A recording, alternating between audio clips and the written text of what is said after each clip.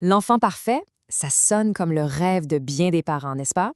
Mais si c'était en fait un cauchemar déguisé. Aujourd'hui, on va plonger dans le monde assez complexe de ce qu'on appelle le syndrome de l'enfant en or. On va voir comment cette image de perfection peut cacher un fardeau vraiment, vraiment lourd. On a tous cette image en tête, hein? L'enfant qui réussit dans tout ce qu'il entreprend, qui est admiré par tout le monde. Celui qui, finalement, incarne la fierté de toute la famille. En surface, en tout cas, ça a l'air d'être le scénario idéal. Mais justement, quel est le prix à payer pour cette perfection? C'est la question qui est vraiment au cœur de notre analyse d'aujourd'hui. Et la réponse, vous allez voir, elle nous amène bien loin de l'image de carte postale.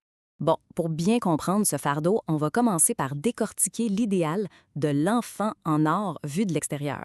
C'est quoi, au juste, qui définit ce favori qui vit sous une pression aussi intense? Alors, concrètement, qu'est-ce que ça veut dire?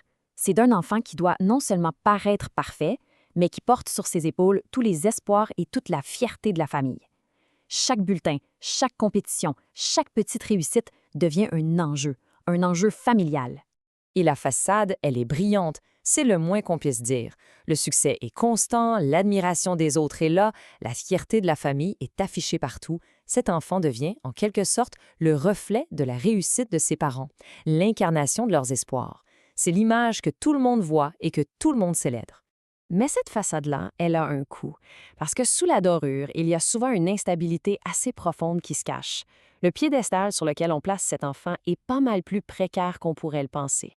Cette image-là, elle est vraiment puissante.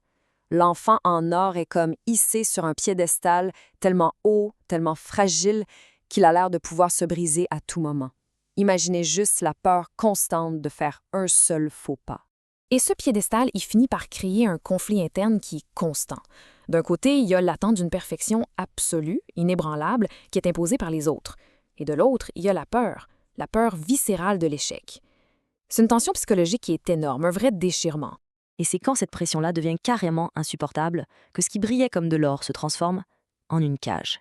C'est là que commence le véritable fardeau psychologique. Parce que derrière le masque, la réalité intérieure est souvent dévastatrice. L'enfant perd contact avec qui il est vraiment parce que sa valeur semble dépendre entièrement de ses succès. Ça engendre une anxiété constante, une peur qui le ronge de l'intérieur, la peur de décevoir, la peur de finalement tomber de son piédestal. C'est ça le coût caché de cette façade dorée. Toute cette dynamique-là, en fait, ça porte un nom. On appelle ça le piège doré. C'est une expression qui décrit parfaitement comment la perfection peut devenir une véritable prison. Mais est-ce qu'on peut s'échapper de ce piège? C'est la question essentielle. Alors, explorons un peu les pistes pour se libérer de ça et pour trouver sa propre valeur bien au-delà du piédestal. C'est la question qui nous amène à réfléchir.